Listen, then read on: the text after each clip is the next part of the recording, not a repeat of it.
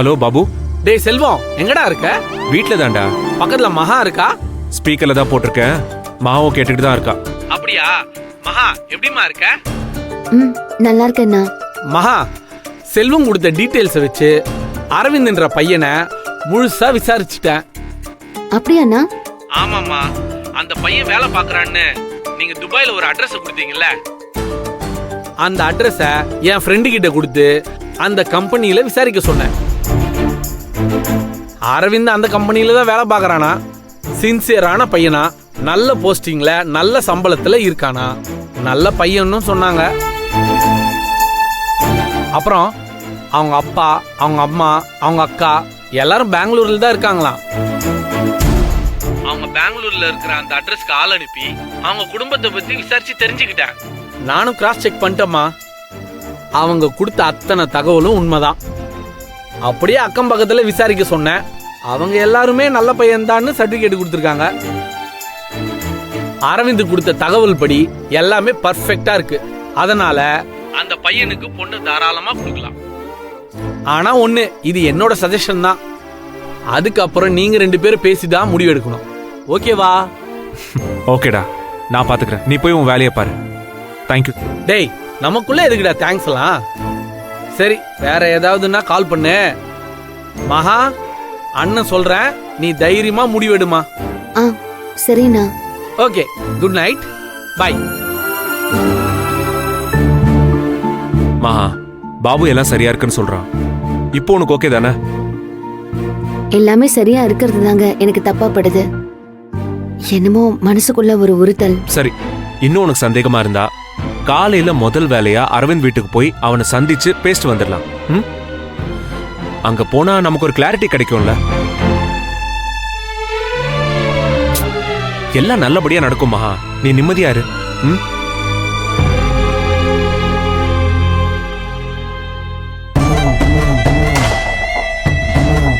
உடம்ப கெடுத்துடக்கூடாது.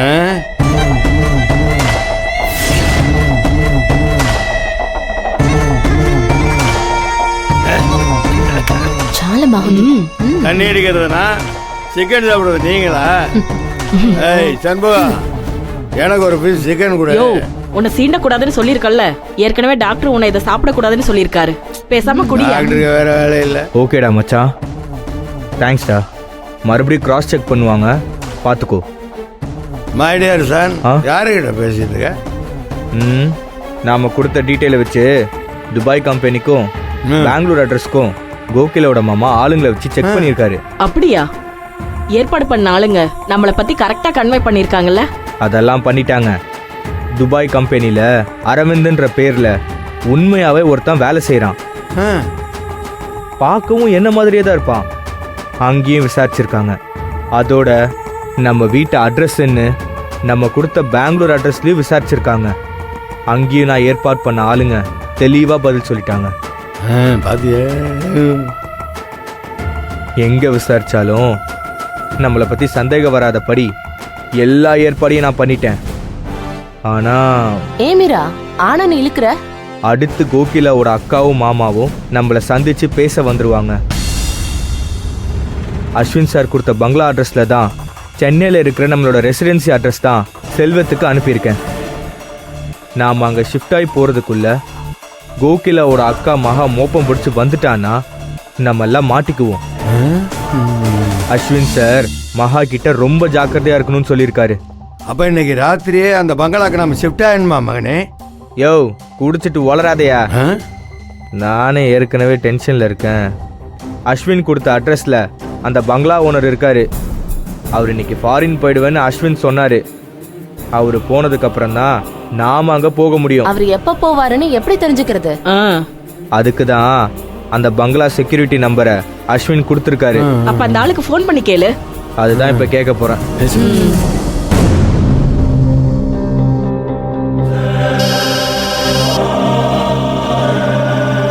ஹலோ, நான் அரவிந்த் பேசுறேன். அஸ்வின் சார் உங்க நம்பர் கொடுத்தாரு. ஆமா, நீங்க பேசுவீங்கன்னு அஸ்வின் சொன்னாரு. இந்த பில்டிங் ஓனரு நீ வெளிநாடு போறதா சொல்லிட்டு இருந்தாரு. ஆனா இப்ப போல, இன்னும் 2 நாள் ஆகும் போல இருக்கு. அண்ணா, என்ன இப்படி சொல்லிட்டீங்க? எங்களுக்கு அர்ஜென்ட்டுண்ணே. சார், என்ன பேசிட்டு இருக்கீங்க? ஓனர் இப்பவே ஃபாரின் கிளம்பி போங்கன்னு சொல்ல முடியும்? எப்படியும் அவர் போறதுக்கு 2 நாள் ஆகும். அவர் போனதுக்கு அப்புறம் தான் உங்களுக்கு வீடு தர முடியும். வேணும்னா ஒன்று பண்ணுங்க, நீங்க வேற வீடு பார்த்துங்க சார். என்னண்ணே எப்படி பேசுறீங்க? உங்க வீட்டு அட்ரஸ் கொடுத்தாச்சு, இனிமேலாம் அதை மாத்த முடியாது. அப்போ வெயிட் பண்ணுங்க, வீடு ஓனர் போனதுக்கு அப்புறம் ஃபோன் பண்றேன்.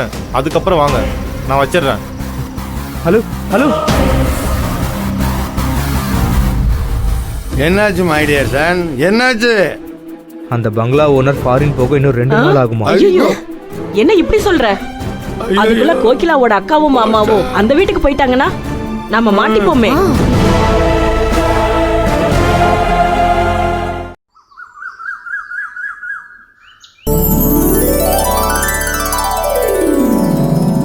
ஹாய் ஃப்ரெண்ட்ஸ், இது ஸ்மைல் ப்ளீஸ் சேனல். நான் உங்க மதி பேசுறேன். எல்லாரும் எப்படி இருக்கீங்க? இந்த உலகத்துல நிறைய அதிசயம் இருக்கும்ல, அதே மாதிரி இதுவும் ஒரு அதிசயம் தான் ஃப்ரெண்ட்ஸ். பாருங்க, ஏன்னா எங்க மாமா வண்டிக்கு எங்க அம்மாவே பூஜை செய்ய போறாங்க. அது மிகப்பெரிய அதிசயம்ல, பாருங்க.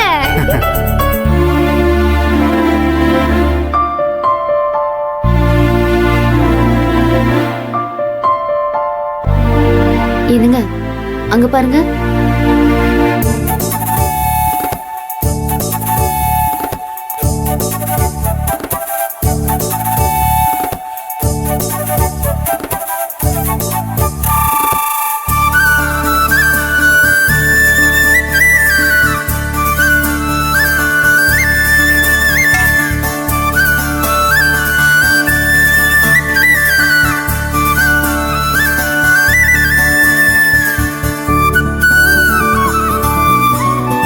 அட, என் பைக் ரெடியாகி வந்துருச்சா? சர்வீஸ் பண்ணவன் பைக்கை புது பைக் மாதிரி ஆக்கிட்டான். அட, ஆமா, என் பைக்கை யார் சர்வீஸ் கொடுத்து ரெடி பண்ணுது? நான் இல்லைண்ணா.